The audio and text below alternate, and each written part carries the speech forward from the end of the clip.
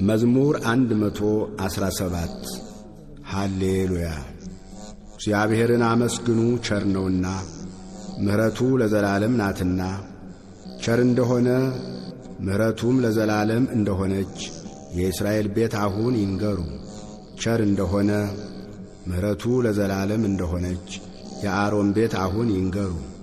ቸር እንደሆነ ምሕረቱ ለዘላለም እንደሆነች እግዚአብሔርን የሚፈሩ ሁሉ አሁን ይንገሩ።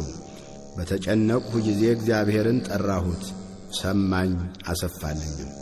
እግዚአብሔር ረዳቴ ነው፣ አልፈራም። ሰው ምን ያደርገኛል? እግዚአብሔር ረዳቴ ነው፣ እኔም በጠላቶቼ ላይ አያለሁ። በሰው ከመታመን ይልቅ በእግዚአብሔር መታመን ይሻላል። በገዦች ተስፋ ከማድረግ ይልቅ በእግዚአብሔር ተስፋ ማድረግ ይሻላል። አሕዛብ ሁሉ ከበቡኝ፣ በእግዚአብሔርም ስም አሸነፍኋቸው። መክበቡንስ ከበቡኝ፣ በእግዚአብሔርም ስም አሸነፍኋቸው። ንብ ማርን እንደሚከብ ከበቡኝ፣ እሳትም በእሾህ ውስጥ እንደሚነድ ነደዱ። በእግዚአብሔርም ስም አሸነፍኋቸው። ገፋሃኝ፣ ለመውደቅም ተንገደገድሁ፣ እግዚአብሔር ግን አገዘኝ።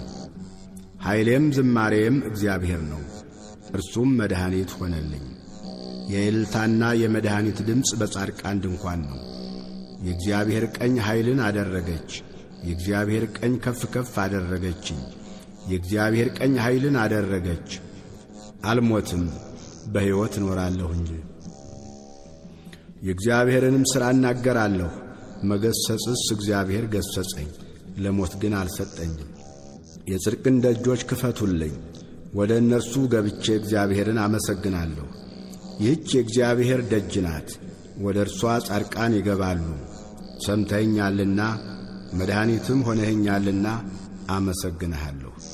ግንበኞች የናቁት ድንጋይ እርሱ የማዕዘን ራስ ሆነ። ይህች ከእግዚአብሔር ዘንድ ሆነች፣ ለዓይናችንም ድንቅ ናት። እግዚአብሔር የሠራት ቀን ይህች ናት። ሐሴትን እናድርግ፣ በእርሷም ደስ ይበለን።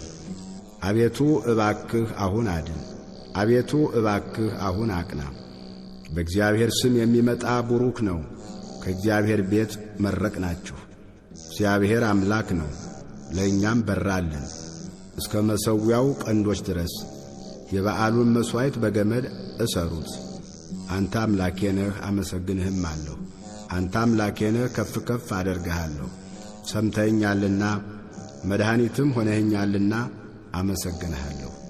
እግዚአብሔርን አመስግኑ፣ ቸር ነውና ምሕረቱ ለዘላለም ነውና።